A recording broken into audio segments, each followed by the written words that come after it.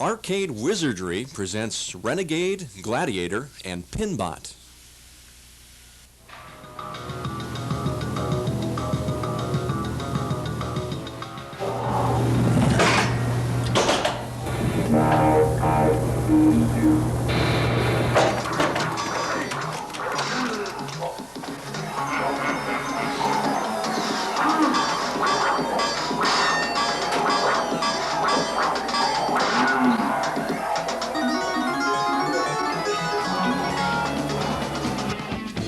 Renegade consists basically of a single hero going through shady places, running gangs out of town.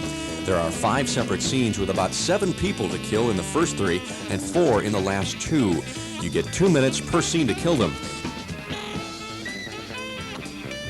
In order to kill a person, you must knock them down a certain number of times, and 4 scenes have a boss that must be knocked out more times than any of his henchmen. Your man is given 10 knockdown points to start, which allow you to be knocked out without being killed. You get 1 extra man at 30,000. Each time you pass through all 5 scenes, the people must be knocked 1 more time. This is Mike Ward, current world record holder on Renegade and several other games. By using his tips and practicing the game, a score of 300,000 points should be attainable.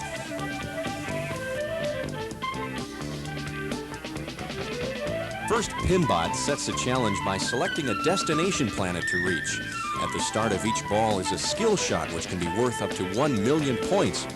The next challenge is to open the robot's visor to reveal 2 eye eject holes for 2-ball, multi-ball, and double scoring opportunities. Other great features are the raising ramp, lane change, and a raised mini playing field. This is Jim Shird, who had high score on Pinbot at Flip Out 86. He will present effective strategies on how to roll up big points on Pinbot. Gladiator is a game which places a player in combat against armored opponents. Every swing of the sword is controlled as the player attempts to break down opponent's armor and set up the final blow. This is Charlie Collins, who has a world record on Gladiator. His strategies can help you conquer difficult opponents by controlling the game's responses. Basic controls of the game: you have the joystick, which moves up, down, left, right, moves your character. If you're moving in on the right-hand side, you have your left-right attack button. If you move in right, push the right attack button, you punch right.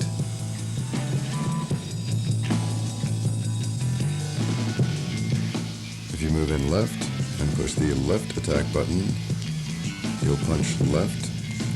While you're doing this, if an opponent comes up behind you as you're punching left, you can push the right hand attack button and do a back kick on the person coming up behind you. If you're punching right and someone comes up behind you to the left, you can do a back kick to the left in just the same fashion.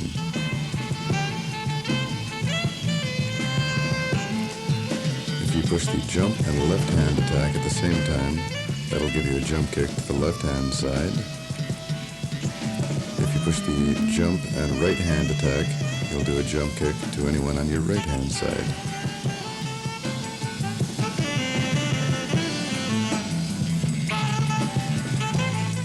Pushing the joystick twice in the same direction, right or left, will cause your character to run. Generally, it's best to push it a number of times in the same direction instead of only twice.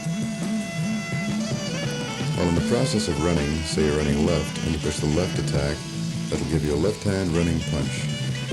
While running right, if you push the right attack, that'll give you a right hand running punch. While in the process of running either left or right, if you push the jump, that'll give you a running jump kick.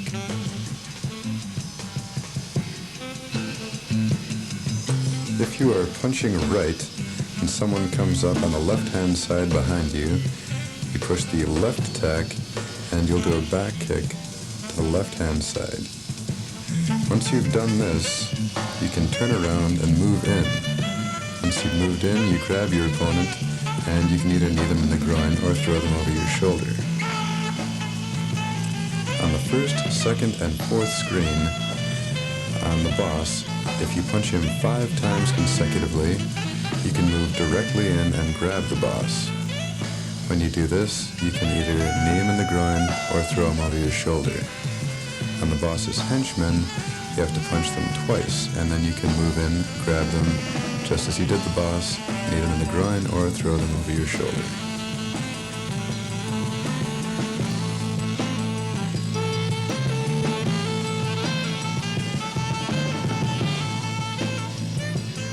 Sometimes you can get the bosses to chase after you. The best way to do this is by running away. When you do get a boss to chase after you as you're running, press the opposite attack button. While running either right or left, if the boss is behind you, press the opposite attack button.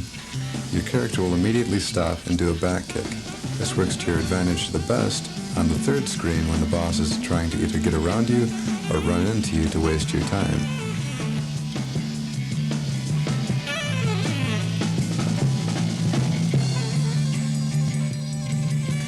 If you have someone knocked down on the ground and you want to sit on their chest and punch them, simply move your character to where it looks like you're standing on their waist. Then press the joystick down. Once you've done this, your character automatically sits on your opponent's chest. Then press the attack button for the direction you're facing. The direction their head is the direction you're facing when you sit on their chest. Move in, press down, and press the forward attack. Keep pressing the forward attack repeatedly until you knock out your opponent. When you knock out your opponent, stars will circle his head. If you have someone knocked on the ground and you want to do a back kick as soon as they stand up, stand on their waist like you're going to sit on them. But instead of pulling the joystick down to sit on them, keep punching in the direction of their head until they get up.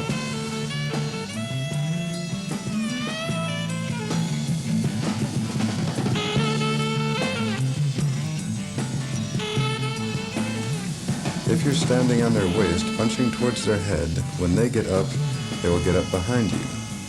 As soon as your opponent stands, do a back kick by pushing the opposite attack button. In this upcoming situation, you wouldn't want to try standing on the waist and punching towards your opponent's head. If you have two facing in different directions, one would get up in front of you and one would get up behind you. When I have opponents on both sides, sometimes I like to just back kick them and get them out of the way. Other times, I'll back kick them, move in, and then throw them into each other and knock both of them down. When you've grabbed an opponent, you can throw them over your shoulder by pressing the attack button for the opposite direction of whatever side your opponent is standing on.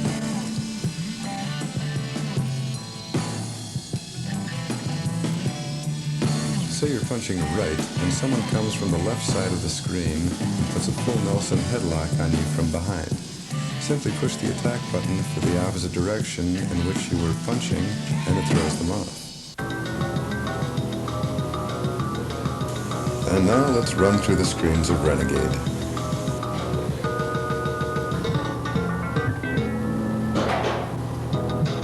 Right, you want to move straight in on the guys with the bats. Get them out of the way as quickly as possible. You're facing someone and someone comes up behind you, just push the attack facing them, and you do an automatic back kick. Backwards attack, back kick. When you're holding on to them like that, you just push the opposite attack and throw them over your shoulder.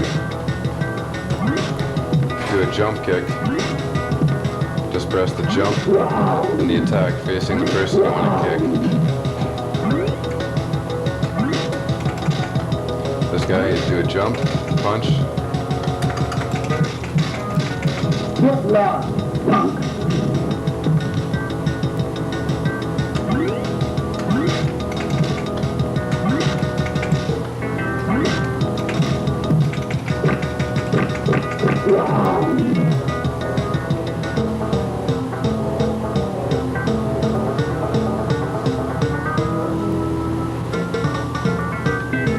As soon as the screen's ready, you gotta be ready to jump.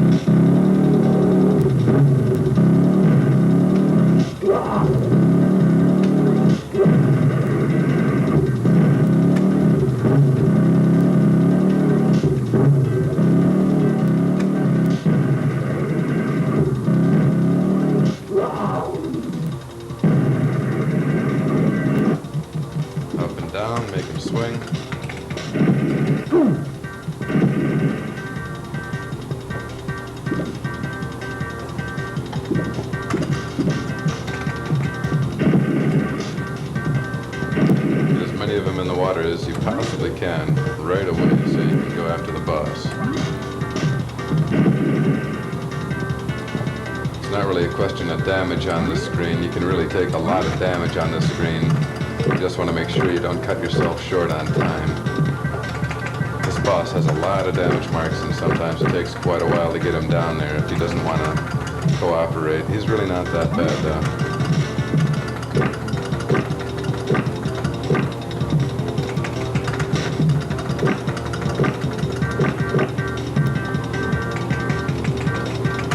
Back kick, move in, knee him.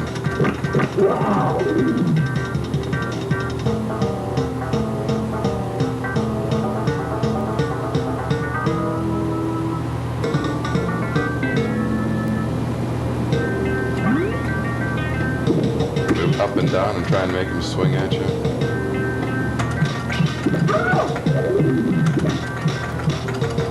You can get two of them lined up at the same time. They'll move up at the same speed you move up and back of you, but they'll still stay a good 4 inches behind you, as long as you have two of them in front of you.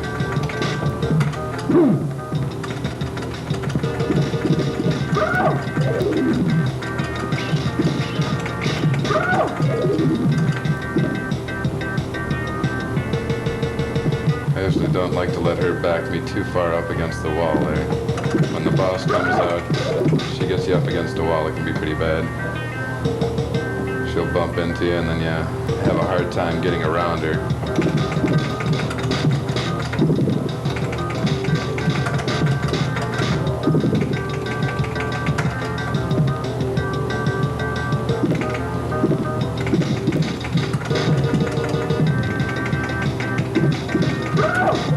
Back kick on the boss until I get everyone else off the screen, and just get her to run back and forth on a straight line. Keep doing jump kicks. Do a lot of damage real quick on her. So, when she tries to move in like that, you want to make sure you're definitely not on the same line she's running on.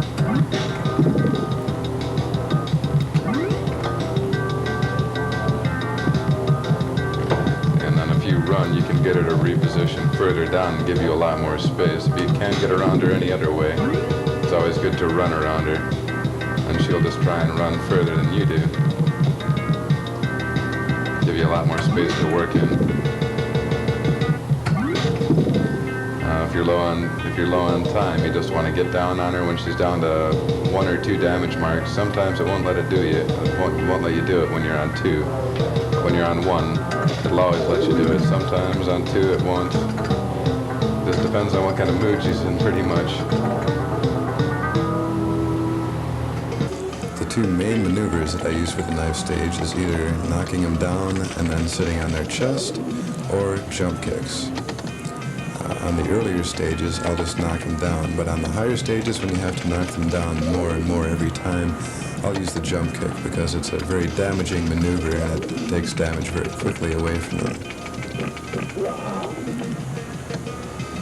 I like to start this stage out with a running jump kick. That's a very damaging maneuver, and you really want to get these guys off the screen as quickly as possible. As you see, I move back and forth across the fire of the gun boss.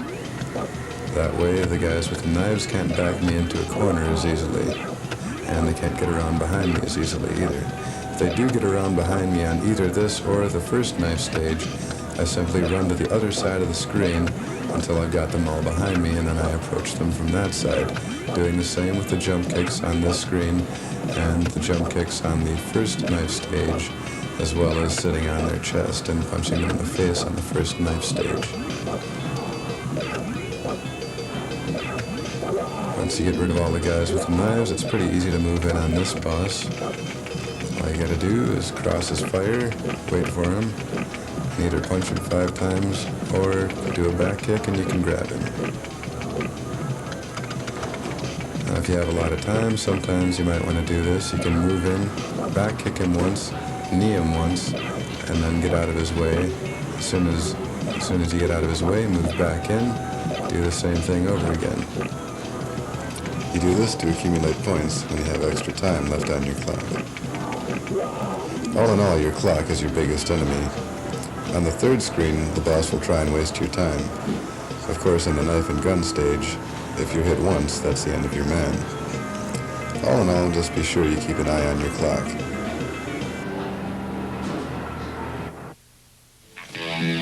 Gladiator is a game that relies on response to the player for its basis of strategy.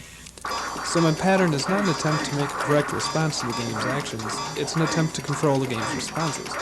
See, everything you know about the game itself teaches you. So if you learn a method to kill an opponent on a higher screen, and on another game you use that method to kill an opponent on a lower screen, you've told the game that you know this method.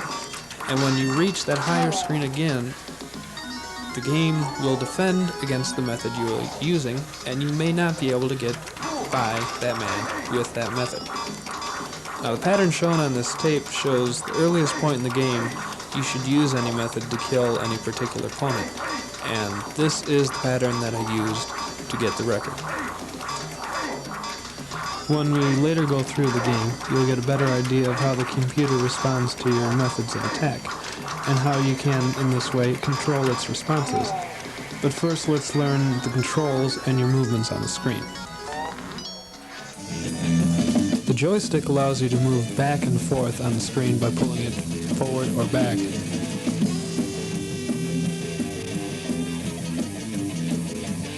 It also moves your shield up, middle, and down. Moving it down allows you to pick up objects when you stand above them. The swing is controlled by high, middle, and low swing buttons.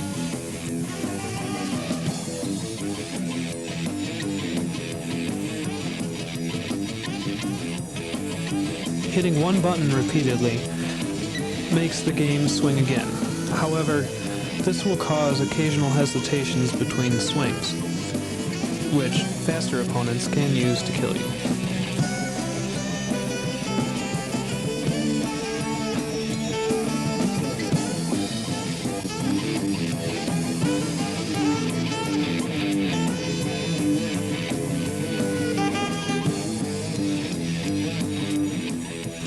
A feint is caused by changing swings while one swing is in motion, and looks like this. Now let's run through the screens on Gladiator. While in between opponents, always stay on your left. Use the shield to block any middle or low objects, pull it down to pick up objects, and use the sword for high objects.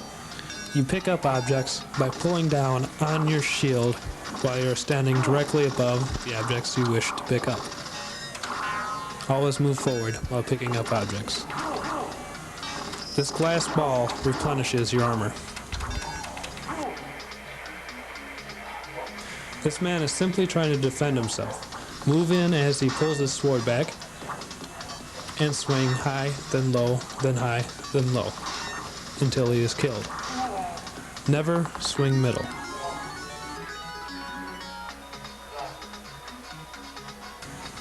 Repeat this for the second man. Low, then high, then low. This keeps the shield always in the opposite position from where you're swinging. The game now expects you to swing low whenever you get close. For this opponent, charge in and do the same thing. Occasionally he will change his swing. Just be ready to change your shield to match. The game now expects you to swing low in close corners. So, when you get close to this opponent, swing middle. She will keep her shield low. Never pick up any opponent's sword. I'll explain why later. Now this section is just the same as the first. Hit glass globes to replenish your armor. Move forward to pick up objects.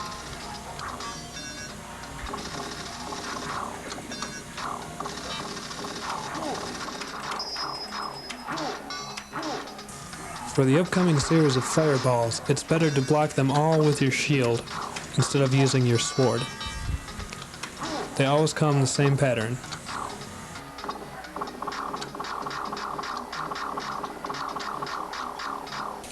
When you get to the next man's top, he will not throw fireballs at you while you're sitting still, only when you're charging.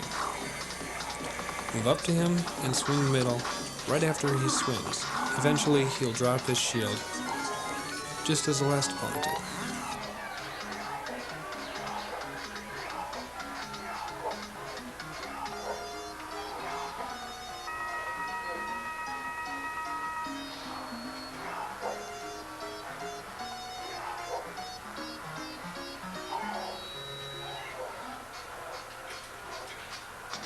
For this section only, start in the middle of the screen with your shield up, wait for one to go by you, and then pull back. This allows you an extra sword to come out.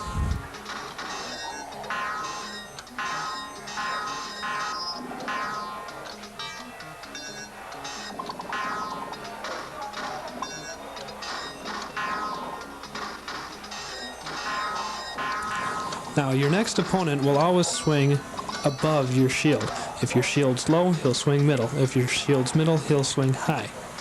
If your shield's high, he'll swing low.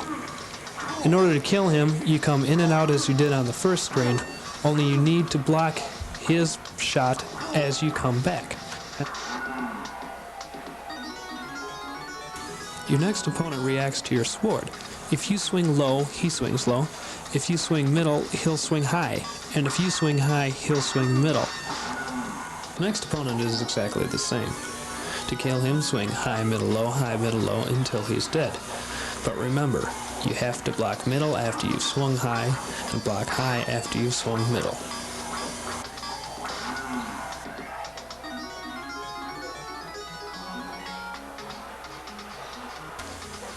The next opponent will always swing at your sword. The most practical way to kill him is to break his club. This can be done by hitting it 21 times. As you do this, he may try and charge all the way in and kill you. If he does get very close to you, stop swinging. Simply block his shots for 3 or 4 shots, let him back off. Once you've broken his club, swing middle right as he swings.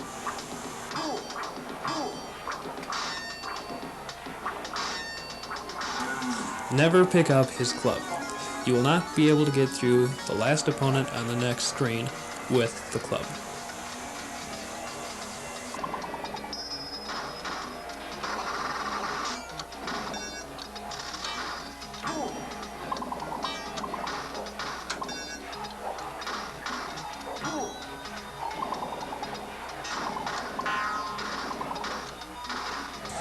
Your next major obstacle is opinion.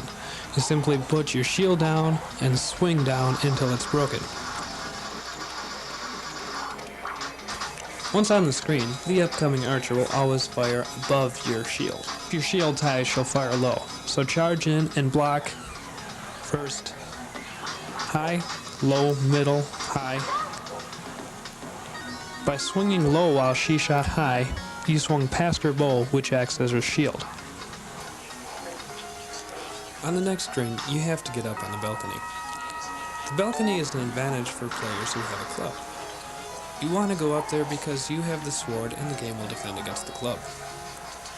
To do this, when you get to the first balcony, lift your shield up. This will put you on the balcony.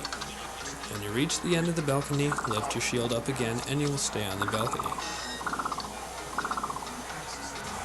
This is something most people miss. The game is three-dimensional. When an opponent swings forward, he moves his shield aside to allow greater reach. This allows you to land a sword next to his shield as he swings.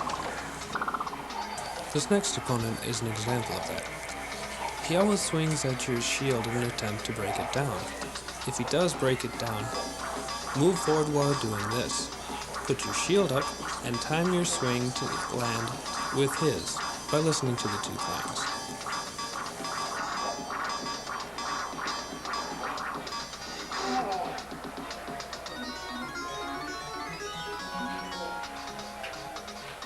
The next man is exactly the same.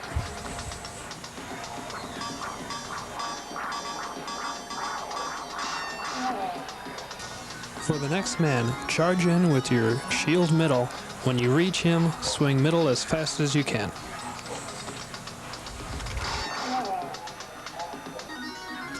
This next opponent always swings above your shield. He moves too fast to reach around his shield, and he stops you from hitting next to his shield by always swinging after you. To trick him into swinging at the same time you do, put your shield high and swing middle about 3 times for every 1 swing on the screen until his shield is gone.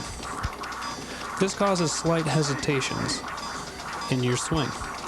Now, swing high and speed up, slow down, and speed up again, and slow down until he is killed. By moving your shield up and down, you create a force field in front of you. However, since these white lines can only be absorbed by your shield, I don't recommend using it. On sections with these lines, block the lines with your shield and swing at any other object.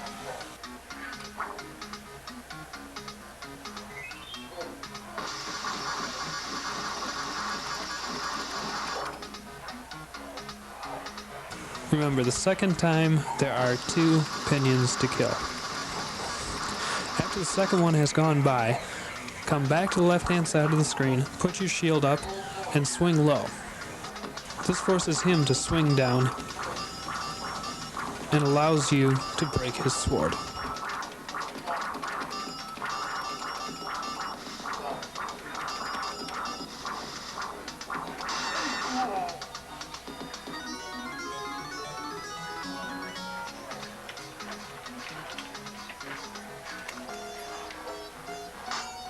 The opponents on the next screen are faster versions of the man before last. For the first part of this screen, only use your shield on everything but those 2 asteroids.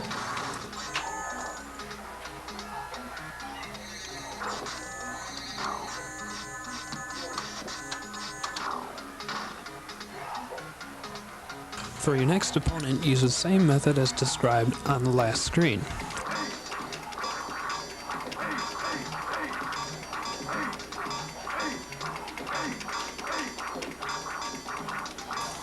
As the opponent charges, speed up your swing, and as he pulls away, slow it back down to a tempo slightly faster than 1 swing per swing. To kill him, you also go up into the high swing, speed up your tempo, and slow it down.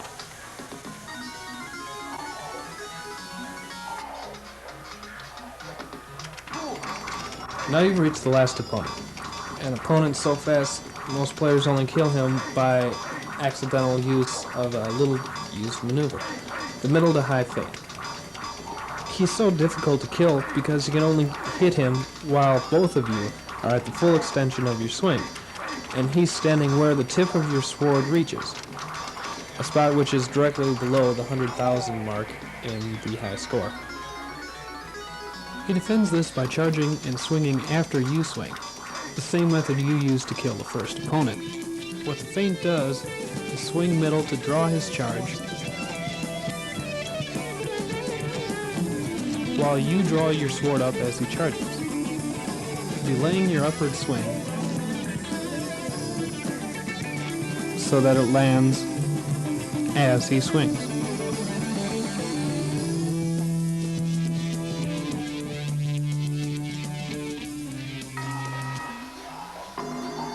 Before you can use this maneuver, you must first get the game into a position where it will work.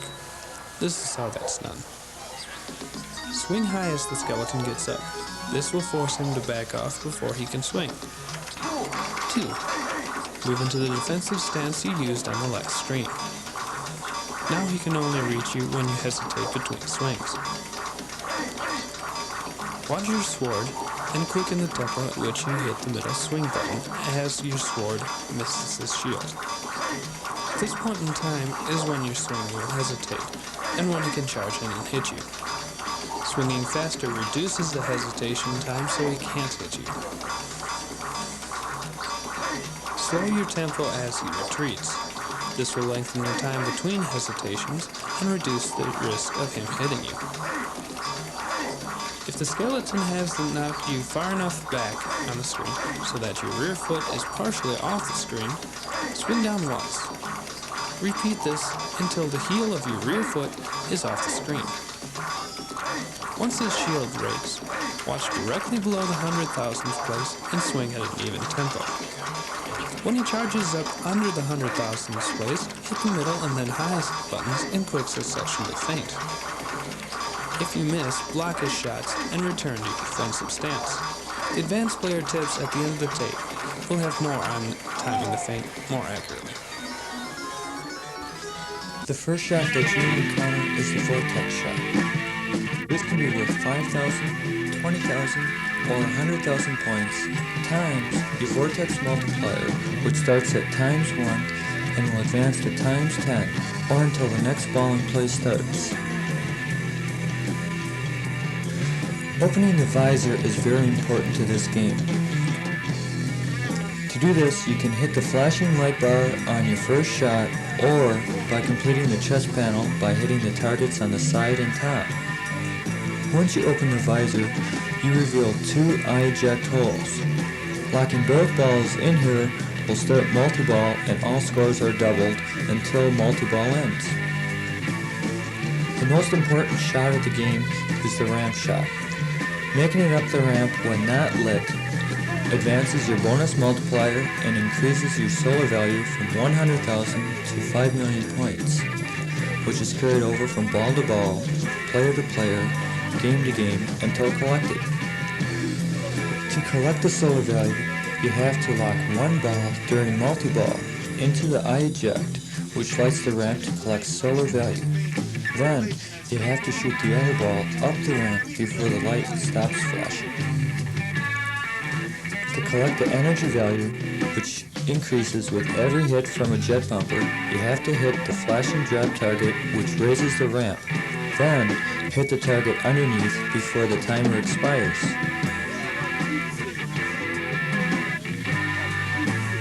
The planets are also important to your score.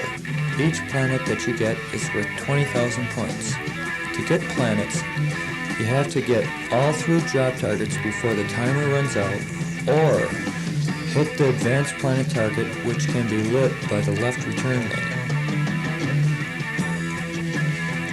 The eject hole can be lit when the ball goes down the right flipper return lane. When entering the eject hole, when flashing, scores the value and then turns the light on so you can light the next value.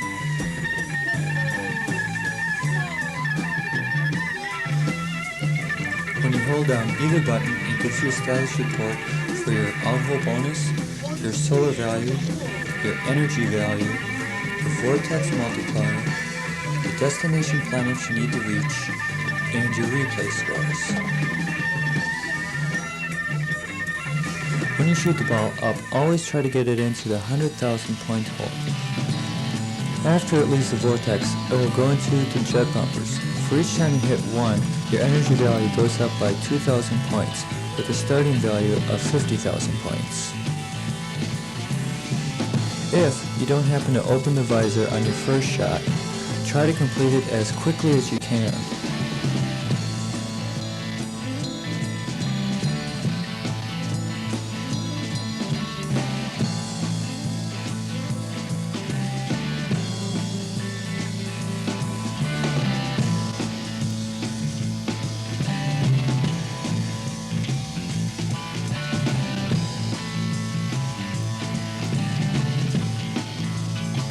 Once you complete the chest panel, the visor will open up to reveal 2 eye holes. Now, you should try to lock first ball in as quick as you can.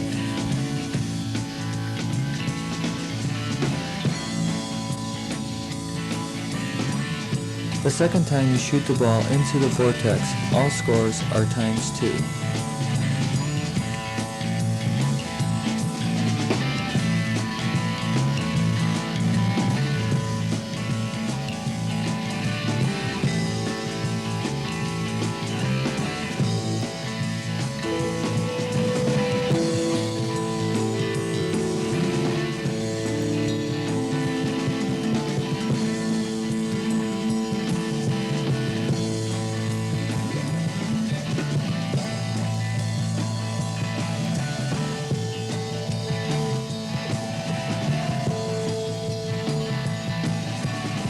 Once you lock both balls, all scores are doubled. Now, during multi-ball, always keep track of where both balls are, so don't rush. Try to plan your shots. Now, the main thing to do is get one ball into the eye and trap the other ball so you can easily shoot it up the ramp. Once you do this, you can collect your solar value.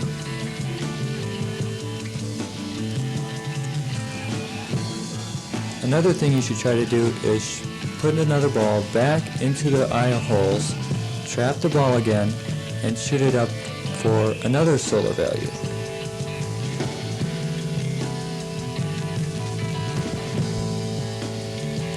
Another big source of points is the eject hole.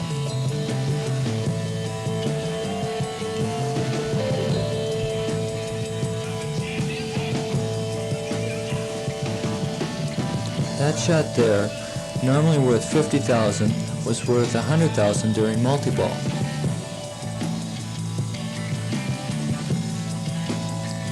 When your multi-ball ends, the grid will reset and give you another chance to open it on one shot. So you should trap the ball again and get an easy shot. And again, you should try to lock the ball quickly.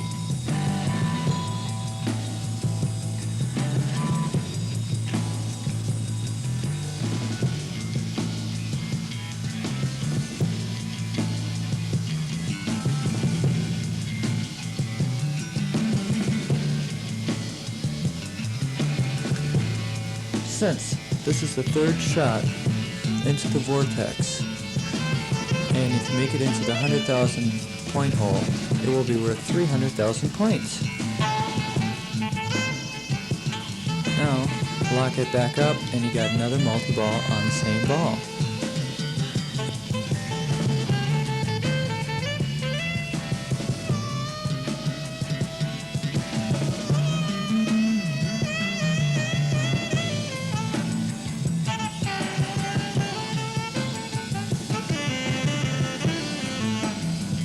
Another thing you should work on are the planets. One way is to hit the advanced planets target when lit. Again, try to open the visor on the first shot. If you're not able to do this, try to shoot the ball to another area where it won't interfere with the targets, so you can trap the ball later and shoot it and open it up on the first shot. And as before, lock the balls quickly.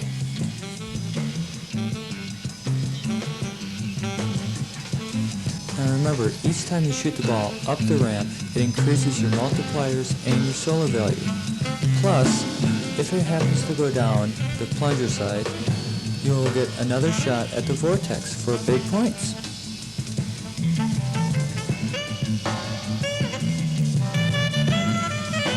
Always go for your multi-ball first. Then you can go for your larger points, like the drop targets for the planets,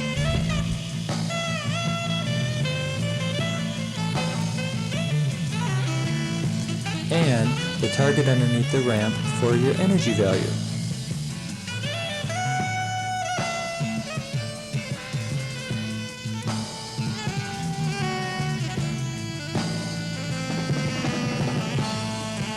Don't forget, both flippers have lane change abilities, so you can move your extra ball lights to where you want. And remember, you can light up more than one of the 4 extra ball lights. And it also remembers how many extra balls you have won.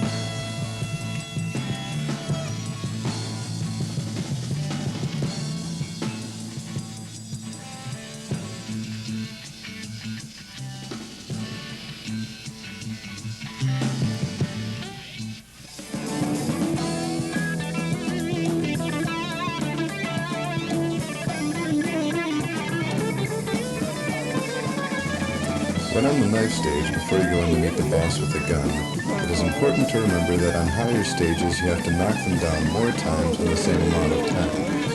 I find you can do a lot of damage quickly if you move down a bit, but then move in a little, and then move up and left and do a jump kick to the left-hand side. on the gun boss stage, you should go back and forth across the boss's line of fire in an almost half-circle motion. When you reach the farthest top or farthest bottom part of your half-circle, try to move in and jump kick the knife man, as I explained earlier in advanced player tips. But on the gun stage, it doesn't matter so much which side of the screen you're on, so if a man gets behind you, run to the other side of the screen and defend from there.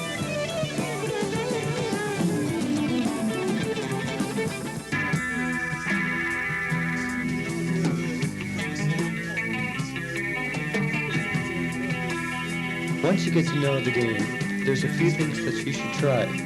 First, when you have a ball trapped on your left flipper and you need to shoot it up the ramp, quickly flip the flipper and bounce the ball over to the right side.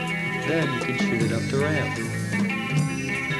A few other flipper shots are backhitting the ball into the eject hole, the ramp, and the drop targets.